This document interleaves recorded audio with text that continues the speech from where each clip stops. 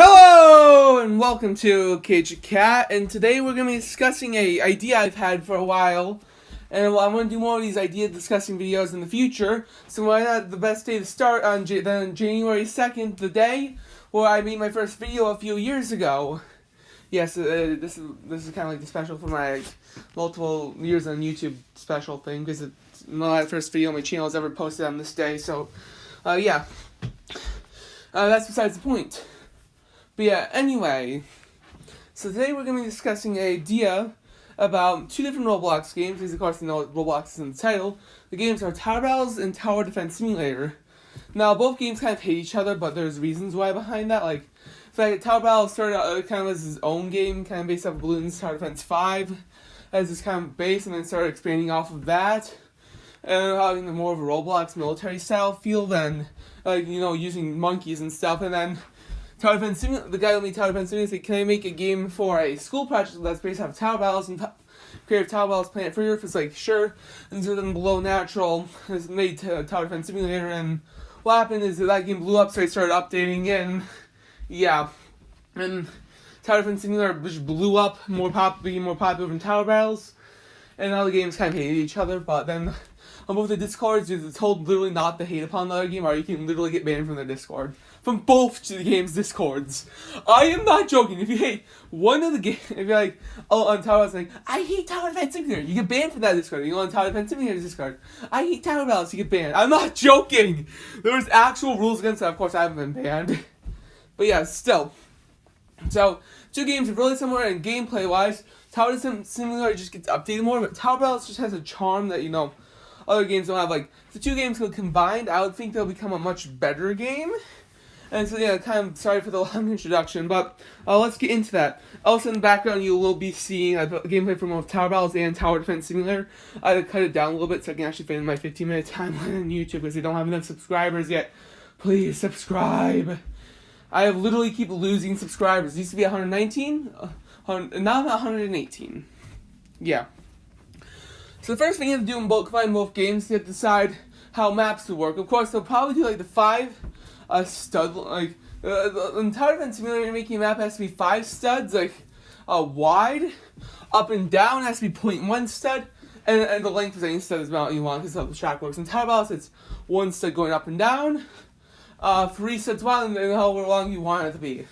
I think it should be 1 stud down, just to be more helpful for more newbie-ish creators, so if they want to make maps, well, 5 blocks wide, we'll have taller enemies, and however long you want it to be, for track-wise.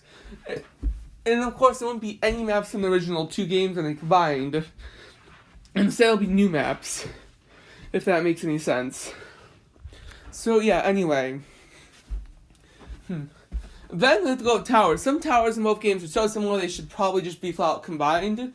Like things like Pyromancer and Flamethrower, Scout, Soldier, Mortar, Freezer, Cyro Gunner, yeah, that sort of thing. All the towers are really similar to each other, but there's a few confusing ones. Commando from Tower Battles, with Minigunner from Tower Defense Simulator, which because Tower Battles' main tower is Commando, it'll be called Commando. But then there's also the Commando from the Area 51 event in Tower Defense Simulator, and that could be renamed the Area 51 Raider when the two games go combined.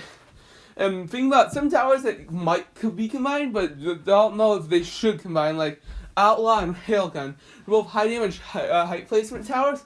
Act really similar, but I believe Railgun is much more expensive to get out than Outlaw. However, at the same time, Outlaw is cheaper Railgun's cheaper to upgrade. Well, Outlaw is much more expensive to upgrade, so they can use different towers because they also have different themes to them. There are some secret towers in Tower Battles. For example, there's the event towers, but not many people know about some of the event towers, for some reason. Like, I'm using one in the gameplay right now. But yeah, so a combination between, no, I don't think event towers should be combined, but there's a secret tower in Tower Battles called the Archer, and there's also a Holiday Archer in Tower Defense Simulator, which you saw earlier in the gameplay. I don't think these two should combine, just like the Knifer and Shredder might be able to combine, but I don't think they should either. There's also a secret stunner in Tower Battles too, but, there's a lot of secret towers in Tower Battles that you just never release because Planet doesn't feel like releasing them. that's like just hidden content. There's also a tower you can only get by being a tournament on their Discord. Also, some towers like Red Scout and Tower Battles should just be combined with the Scout and Scout from both the games. And just become a skin or something, because there is a Red Scout skin in Tower Defense Simulator. That remains the skin, so all the Tower Battles with classic looks and all the Tower Defense Simulator classic looks for the towers that get combined would become skins. Now, another idea to do with skins is maybe have skin groups. So some towers that are similar enough could actually share skins. For example, the Tuber/Rocketer combination. Yeah, I'm not explaining every combination because if you play the games, you kind of figure out towers that get combined. Hollow Boomer and Elf could all be in the same tower group, but they can share skins. For example, a Freezer Cyro Gunner with what's it called, Frost Blaster and Sleeter from. And they could all share skins, if that makes any sense. So yeah, those towers could honestly, in my opinion, share a skin. So skins out, like, you know, like Minecraft has skins where you can just change the texture of your character. That's how that would work in Tower Defense Simulator. And of course, there'll be new skins, of course, when this update, when this combined game will come out. It'll probably be under the Paradox Studio group too.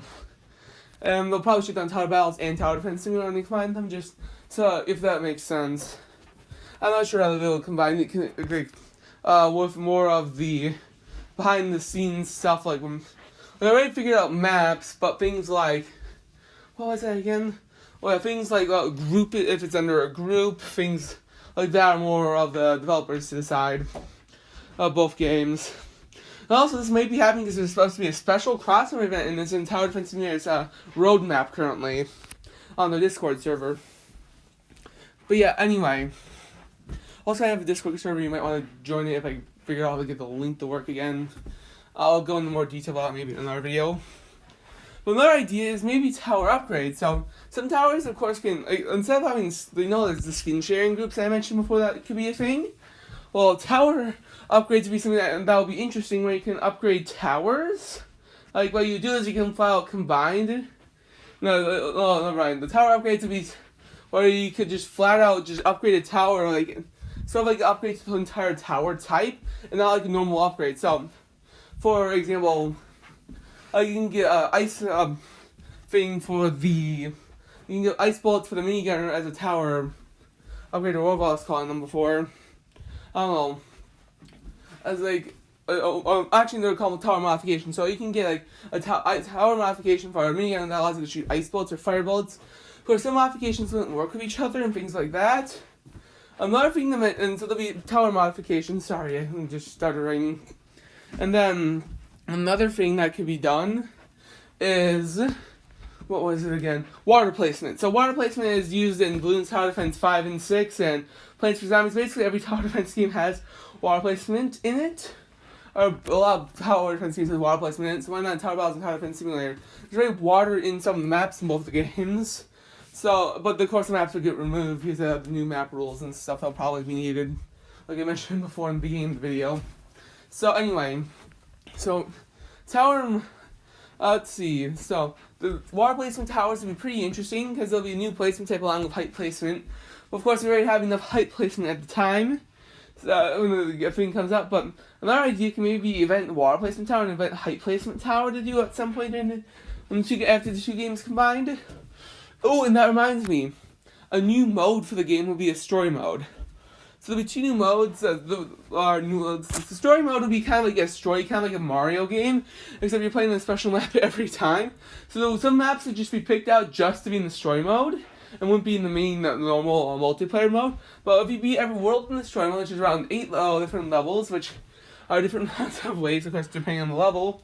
And you could gain a tower and become multiple different worlds, and it'd be like a world added every couple updates. And so that could be interesting story mode.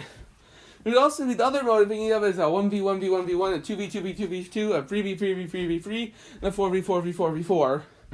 So basically a 4-team versus mode. This would be a interesting mechanic where you'd have 4 different teams fighting each other. So how it would work is a normal versus when one team loses, another team wins, and Tower Battles it just ends right there. But because there's 4 teams, it wouldn't end after the first team loses, and so they don't have the option just to teleport back to the lobby. And well, the other 3 teams, would still be playing, and they wouldn't lose credits, because Tower Battles has a mechanic where if you leave a game, you lose credits in the verses. So that would be a mechanic also transferred over to this game from Tower Battles. But of course, you wouldn't lose that many credits compared to what you earn if you would actually play them for a match. So yeah. Anyway. So, what else to talk about? But yeah. There's a lot of just different ideas you could put in, like, there's a tons of, like, this, because the two games could be combined, there could be so many different new updates that can go along with it. So like I said, tower modifications and some tower steering skins, the story mode, 1v1v1v1 sort of mode, or 14 versus, or whatever you want to call it. But those could just random updates that could go along when the two games combined, or just be thought with the new game. Also, on top of that, there'll be a third mode. I just remembered, a sandbox mode. Not because I want it, but because it used to be being begged for on the Tower Defense Battles group. But how the sandbox mode would work is I think you would need either a private server to run it, or you would have to buy maybe a game pass as well as you get your own little private lift in the Tower Defense Simulator. If that makes sense? On Tower Battles Tower Defense Simulator sort of combo, where it would allow you, for every enemy you've seen in the game, you could use it in this combined game. And so, but let's just say you beat event Tower Battles, you can see all the enemies from that. So if you beat an event in Tower Battles, like, the way to figure out enemies, like, for the games before they start tracking the enemies you've seen, would be in Tower Battles, would be the events that you've been, and just, and I don't know how they'll do the normal mode, but in Tower Defense Simulator, you can actually determine when you start playing the game by maps. So you determine what enemies you've seen by that. And for the sandbox mode. And then how the sandbox mode would work is you would then, after that, when the sandbox mode comes out, of course they have a lot of enemies. You can only use enemies you've seen. So there'll be some people that can only event enemies. So when you're in sandbox mode, you have some friends over there doing it with you. Only the owner of the sandbox lift would be able to choose the enemies. And also you can do sandbox versus and stuff. You can even make your own wave types and stuff. Which that reminds me, there'll be new wave types on top of like easy, normal, hard, insane, tower defense simulator. Where you have different enemies, there'll be there'll be hundreds of new wave types and stuff. Or just a few new wave types, like not just the difficulties, but they'll be called wave types now. There'll be tons of them. But yeah. And that's just a few ideas for the two games combining. So yeah, and this is the. But yeah, anyway. So if you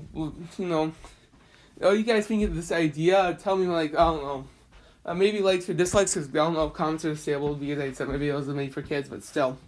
But this is the end of the video. Sorry, I've been kind of stuttering a lot and stuff, and peace.